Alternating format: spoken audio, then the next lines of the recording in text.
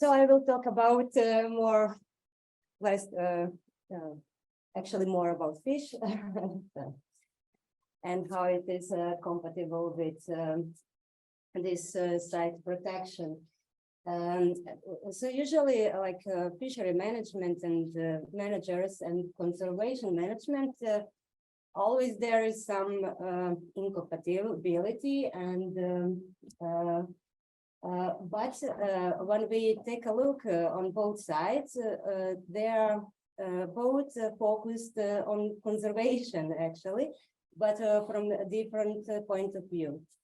For example, conservation, they usually focus on like threatened species, endangered species, vulnerable habitats, but fishery management is focused mostly on target species, which are from which they get benefit from for anglers or humans in general. And here on this graph, you can see that if it's like country less developed economically, then the fish is used mostly for food. So in such countries with low level of economic development, they are using fish as food and catching for food. They don't think about conservation so much. But if we going like countries which are more developed, then a fish is used in most of cases for recreation. People much more catching fish because of pleasure, not because of food. And then you can see this here, this line, fish conservation and welfare concerns are going higher. But when a country is economically well developed, then fish conservation and welfare for fishes are on a much higher, actually top priority. So this point is that in such a countries, developed countries, there is a lot of stakeholders which are conservation consciousness, which and then we can use them actually to help in conservation in general. So I mentioned that this conflict all between conservation and angling and fishery, but it's depends of approach. For example, if we have some region which we would like to protect, and there it was some fishing activity, so if we go to forbid this activity, then is higher this conflict, of course. But depends, as I said, on approach. If we use them in conservation activities, like there is several management approaches in fisheries, and one of them, which all societies in Europe are going toward, is this adaptive management, which means that angling societies are actively involved in conservation actions and in making the preparation of laws and also regulations.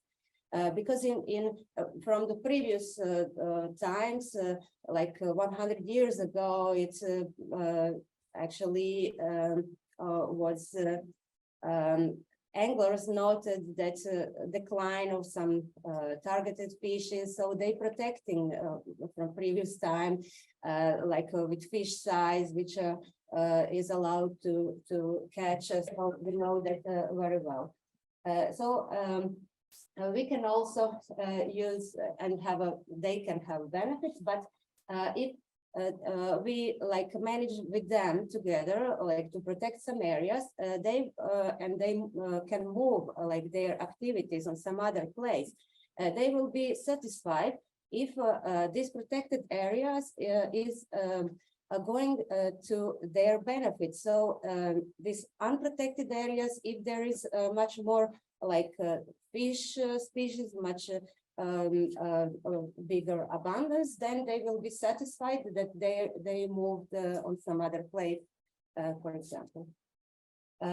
So here just shortly, so this is fisheries regulation and stakeholder involvement. So this is this adaptive management, which actually include ecosystem-based management, not only on one species, but to maintain all ecosystems. And there is another actually management which is still in use, like stocking and introductions, but just I will mention that in rivers and lakes are different approaches, of course, and that in today in rivers stocking is not so relevant anymore. Only is this approach is used mostly in like upper part of rivers for salmonids, and from this point of view is useful, but to stock in the river in like middle and lowland part, it is proved that is not useful, because if they stock, for example, chub, roach, or this such as cyprinid species in middle part, they don't have benefits. So they actually don't, such approach is they are not using anymore. In lakes is of course a different situation. This is completely different ecosystem, and I will mention a little on one slide later this. There is also management in point of view of conservation and protection of fish species and consequently fisheries, because when is a high pressure on fishing, of course we can take out our target fish species, so they saw also declining of fish, and they try to save some fish species which is target for them, but research showed that only to save one species in rivers is not so effective like for maybe other animal groups. So this is because of this whole community in rivers. So we need to actually apply to ecosystem approach, not only on one species, because this is not functioning because of different trophic levels. So it is hard to apply on fish this approach. And so that is many things actually is of concern of anglers. So here is listed many of these problems and what they faced for good management. So they realize that high exploitation of target fish species is not very good, because there is a loss of genetic diversity, population collapse. Fisheries also is selective for fish size or some sex of fishes, for example, and so which can lead really bad changes in population and also trophic structure. And some fish species actually respond on this selectivity. For example, if we exploit only big fishes, then we can affect a size of maturity size. We can affect recruitment of fishes, because if we take out only big fishes, small fishes will maybe breed and reproduce, but smaller fishes have a lower quality of eggs, and then we actually affecting recruitment and on all population for future. So this is problem. Okay, just I will not go through all of this because there is a lot of things, and also what is a problem like bycatch when we fishing, like also in marine environment and in fresh waters. Bycatch is a problem when if anglers like release the fish, then we are not sure in survival of some species, especially some very much sensitive. There is this disturbance of habitats in wildlife because anglers they cleaning macrophytes to have the space for fishing. So they actually affect all biodiversity. Boat traffic is usually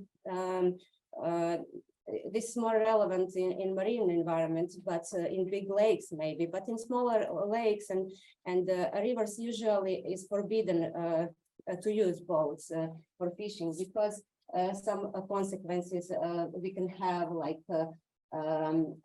for example, noise is very relevant. It can change behavior of community and so on. And a loss of fishing gear.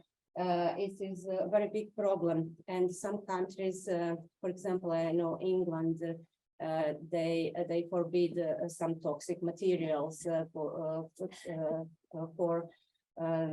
use for angling. Bait digging is also a problem because we disturb some bottom communities.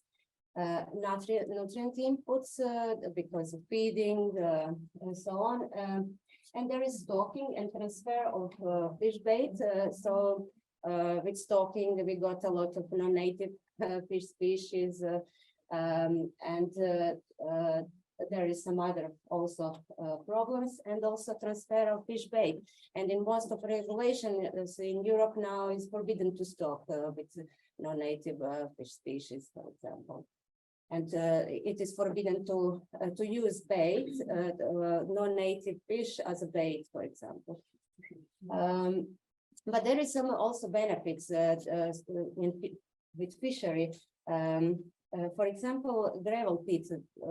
So this is human lakes. So if we leave them without management, there it was research. So here on this graph, you can see like unmanaged and managed lakes, gravel pits. So biodiversity in gravel pits, which are which have guided management, not management like by stakeholders by themselves, but guided management with scientific support. They can have a biodiversity very well developed, which is very similar to very old lakes, natural lakes. Protected areas, of course, it should be defined in like rivers very carefully. Because there is some issues in such freshwater protected areas. Like if we, for example, protect some area, but there is not exist all life stages of fish. So we did actually not did a very well job. So we need to secure that we protect ecosystem with all life stages, because then we don't have benefits. So and then with this we can ensure that conservation of ecosystem and fish communities in long term. So this is what we should think about it. In gravel pits, for example, it was one research of colleagues from Germany. They put gravel pits lakes, some protected areas, and anglers they willing to do it and to cooperate, of course, because it was for good purposes. So they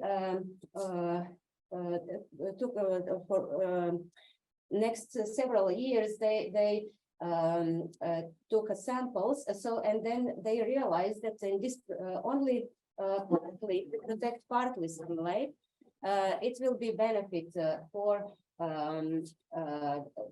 some fish species, other taxa. It will be benefit for birds, for nests. So they got actually much more benefit for biodiversity and also for angling. So this is because previously it was thought that in some small lakes that is no point to have protected areas, but it seems that it is a good thing to do. And it was also one research of one tropical river, and 25 years they protected Sparkly River. So, and they had monitoring in 25 years. So they concluded that biomass of fish and biodiversity gets better in these protected areas and also in areas outside of the protection. So people who anglers and was very satisfied with this approach. And here is one example of fishing in protected areas. And I wanted to mention, like a colleague Tobias, he mentioned the Socha River as protected river. But there is also angling allowed.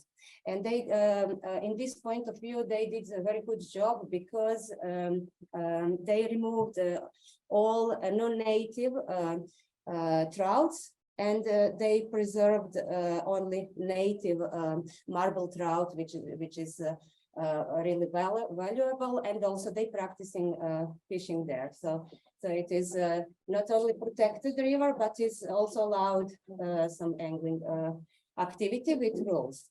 Here just is an example because this is national park and it is angling is very well maintained, and because it is huge area.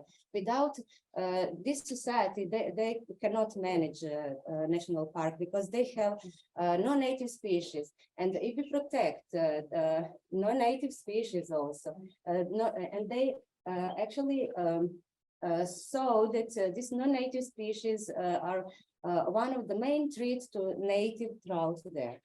So anglers take them out, these non-native trouts, and on this way they preserving their native trout. But there is, of course, this is another science, another topic, but rules are really strict. So no artificial, so no toxic materials. There is strict rules how anglers should behave there. And the almost last slide. So here I found it was a year ago published this paper where they took out all national parks, and with this green is recreational fishing permitted. So this is all world where is recreational fishing permitted in national parks. In some percentages, like 20% of them, they allowing also stalking. But what is the problem? Problem is because nobody sharing data. What is the experience? Of course, this is maybe some areas are not compatible, but there is no data about experiences of stalking, for example. And in recreational fisheries, how this affect community and biodiversity in these parks. But you will see here, like, yeah. So you will see here is, oh, what is, they said, no, I said parks, but I wanted to say that in like, in Croatia, for example, and in some Balkan countries also, it's forbidden to angling in national parks. But we have another problem there.